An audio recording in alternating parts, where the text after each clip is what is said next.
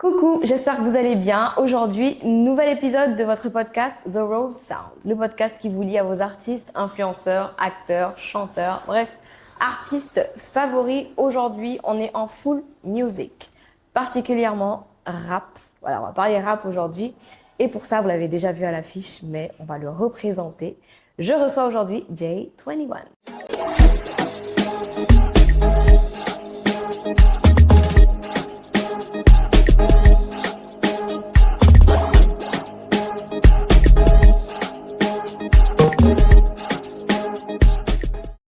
Salam alaikum.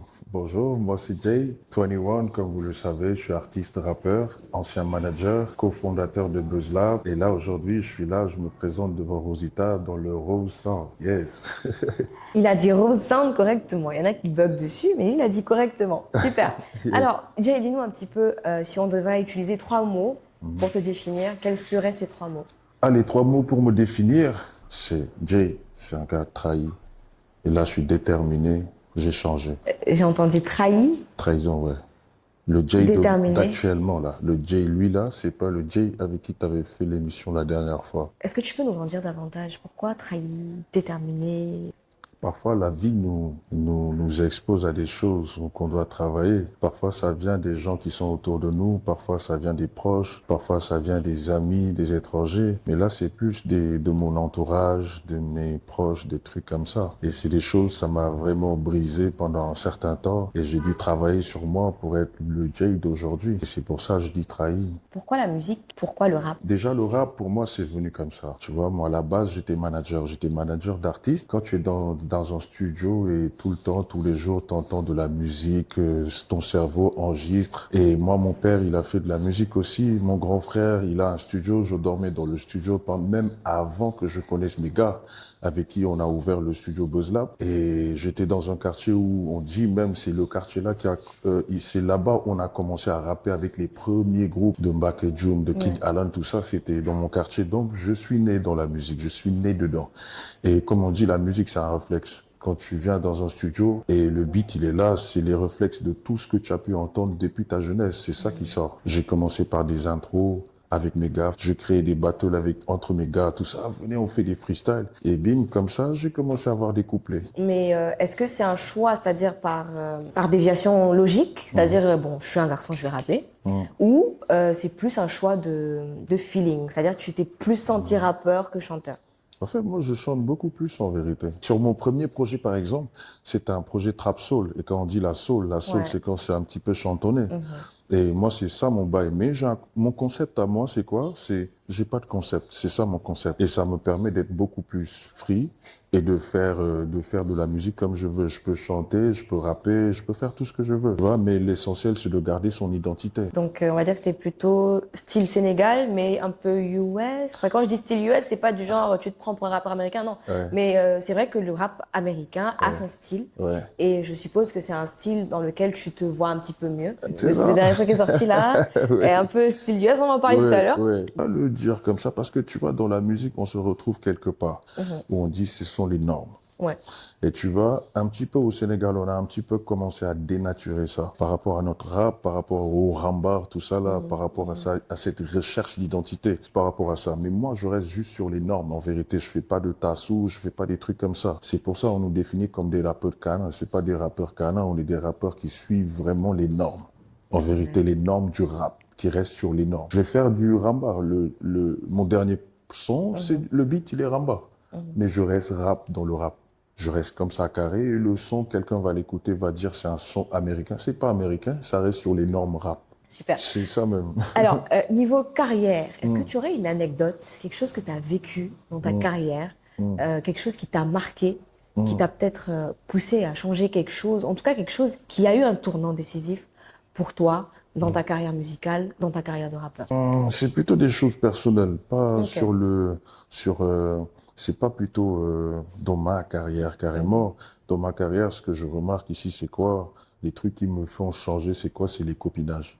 Dans le game, dans les trucs comme ça, c'est les copinages. Donc, quel copinage, genre un pote et tout, ou bien sortir avec les gens et tout? Non, les copinages, c'est comme dans le game, tu vas voir, c'est des trucs de mérite. Telle personne ne va pas mériter ça, tout le monde le sait. T'as Ouais, vu, je vois, je il y a vois. des places pour moi, c'est pas pour des gens Je le pense. Et un jour, je vais vraiment détailler sur ça, sur le game. Je me dis, je suis capable de le faire. J'ai été longtemps ici. Depuis 2007, je suis là. Je suis un acteur culturel de je sais pas quoi. Ouais. On a changé même le rap, nous, avec BuzzLab, avec tout ça. J'étais le manager pendant 13 ans. J'étais carrément dedans, tu vois. Ouais. Donc, après tout ce temps, le rap a changé de forme et c'est des choses qui ont vraiment, pour moi, ils ont bouleversé ma vie dans ma carrière parce que j'adore le rap. J'aime le rap. C'est ça qui me fait vivre. J'ai été manager, j'ai travaillé pour le rap, maintenant je rappe. T'as vu, j'adore ça, c'est ma vie. Et quand je vois certaines choses qui se passent dans le game, c'est des choses qui me font mal et qui me font changer aussi en même temps, parce que je suis quelqu'un, je m'adapte vite. C'est Ouais. tout, voilà. Et du coup, ça te fait changer ta manière de voir les choses ou Ça plutôt me fait ta changer. mentalité? Ça change ma mentalité, ça change ma manière d'interagir avec les gens du game. Ça change beaucoup de choses. Qu'est-ce que tu penses du rap sénégalais? Voilà, là actuellement, ce que je pense réellement du rap sénégalais, c'est quoi? C'est que le rap sénégalais est en train de se chercher. Il est en train de chercher Son une identité. identité. Tu vois, en Afrique, chaque pays a eu son moment. On Ouais. parle des Sud-Africains, on parle des Niger, on a parlé des Maliens qui remplissaient les stades, on a parlé de qui encore? On a parlé de tout le monde sauf du Sénégal. Parce que le rap sénégalais n'a pas encore d'identité, il est dans la phase recherche. Les beatmakers, pour moi, ils ont trouvé la chose. Le problème, c'est les rappeurs. Dans le rap, il y a des techniques, tu vois. Il y a les techniques de rap qui font que toi, ce que tu fais, c'est du rap. Si je rappe avec les techniques de salsa, ça veut dire que je fais du salsa. Ouais. Et dans le rap, il se rapproche un petit peu du tasso, tu vois. Ouais. Et Un tu peu, vois, ouais. quand on fait des beats ramba, la musique, c'est le réflexe. Des beats ramba, tu ne fais pas exprès, mais tes réflexes, ce sont tes réflexes mbalar qui vont sortir. Et c'est les rappeurs comme ça, ils sont en train de dénaturer notre musique. Ouais. Tu vois, non? Ouais. Et c'est ça qui est un petit peu bizarre, mais je me dis, c'est bien, ils sont dans la recherche. Heureusement qu'il y a des gens comme nous, là, qui vont venir avec des mises à jour, comme mon projet qui vient pour leur montrer que Ouais. la voie, là, c'est par là. Et je pense qu'à partir de là, on pourra dire le moment du Sénégal. Parce que les gens, dans le monde général, là, hein, dans le monde carrément, il y a les normes du rap. Quand tu ne suis pas les normes, on te reconnaît pas. Et je pense, moi, personnellement, c'est à cause de ça qu'on ne reconnaît pas la musique, le rap sénégalais. Maintenant, avant, tu pouvais trouver un son qui va faire, par exemple, tu vas l'entendre pendant 3 mois. Les gens vont en parler pendant 3, 4 mois. Mais regarde actuellement, c'est une semaine, t'es rassasié, c'est finito. Après, même pas, il y a 20 morceaux qui vont sortir pareil. C'est ça. Et après, ça passe. Il n'y a plus de morceaux qui ont des âmes, qui vivent. Des morceaux qui ont été écrits, qui vont avoir un sens. Tu vois, dans 10 ans, en parabole, quoi, comme on dit. Ouais. Il n'y a pas. Mais est-ce que tu penses pas que c'est plutôt une influence de public plutôt qu'une influence personnelle? C'est-à-dire que il y a ce qu'on appelle la musique commerciale, il y a la musique du cœur et tout ça. Est-ce que tu penses pas que c'est plus un souci de public? Non. Par exemple, il y a des gens qui sont sur le net. Je vais parler des femmes. Il y a des femmes qui s'exhibent. Et il y a Ouais. des femmes, non. Il y a des femmes, elles ont remarqué que dès qu'elles montrent un petit peu, il y a beaucoup plus de commentaires. Ces femmes, qu'est-ce qu'elles font? Elles vont faire quoi? C'est quoi? Je garde mes valeurs? Ou je vais laisser le public me... C'est comment? C'est toi l'acteur, c'est pas le public. Le public, c'est toi, tu lui donnes ce qu'il veut. C'est pas eux de te demander en réalité. Ouais. C'est ça le bail.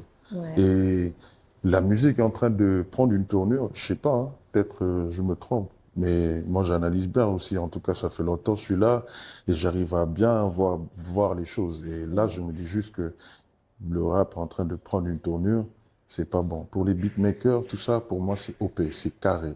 Ils ont trouvé la chose, ils ont trouvé la formule. Ouais. Maintenant, c'est aux rappeurs de faire la chose.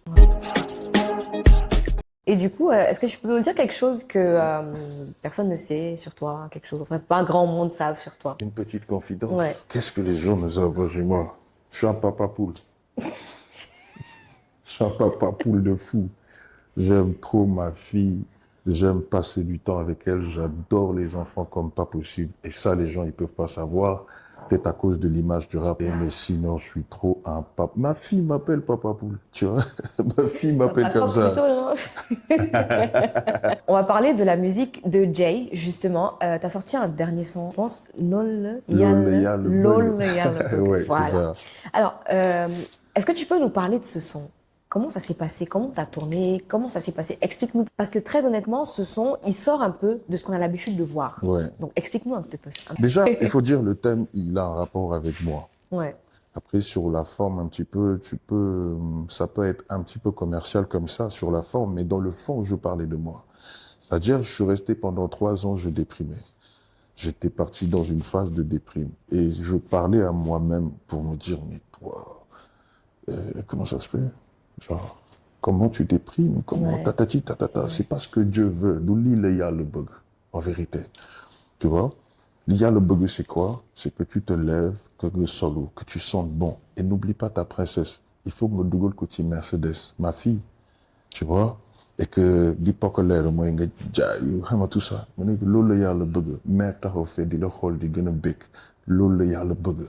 En fait, c'est un morceau où je me parle, mais je sais que à travers moi, beaucoup de gens peuvent se retrouver Ouais, dedans. Tu ouais, vois? ouais. Mais en vérité, le concept, c'est ça. Le concept de loolu la yàlla bëgg. Tu vois, c'est même pas un truc juste commercial. Il y a un fond qui parle réellement aux gens, qui leur disent, levez-vous, allez chercher la maille, faites que votre maman soit fière de vous, occupez-vous de vos enfants parce que lol, il y a le bug. Après, sur la forme, ça reste, tu vois, flashy, carré. Et c'est ce que j'ai essayé de montrer avec mon réalisateur avec qui je parlais tout à l'heure, By Black, que je salue le Ouais. Spike Lee, que je salue. Et après, on a réussi à voilà, À organise, transmettre transmettre tout la ça dans bonne les, idée. voilà, Ouais, la bonne idée dans les super. images, voilà. Tout à l'heure, en début d'émission, tu as Ouais. parlé vite fait, brièvement, d'un futur projet. Aïe. Dis-nous en plus, s'il te plaît, parce que tu as un petit peu attisé notre curiosité. Dis-nous tout. Déjà, je prépare un EP, Ok, Extend Play, c'est-à-dire comme une extension d'une playlist, un truc comme ça. d'accord. C'est-à-dire, la playlist est là, il y a l'extension, comme Liberté 6 extension à côté. Voilà. En vrai, c'est ça. Moi, je prépare un album. Un album qui va sortir, je vais pas donner la date, mais Coming soon. coming soon, et non, même coming soon. Je viens pour enterrer beaucoup de gens. Oui, c'est ça. Je le dis avec sérénité, Ouais. mais Nyom ça, ils le savent, je rigole même pas. Mais j'aimerais dire à tout le monde que pour mon EP, il n'y aura pas de date de sortie. Je vais me réveiller un jour comme ça, je vais le sortir. Voilà. Mon EP, il s'appelle, c'est le Before de Album Vol 2. Comme mon album précédent, je sors un EP avant. Et celui-là, c'est pour ça. Et puis, je suis resté pendant longtemps.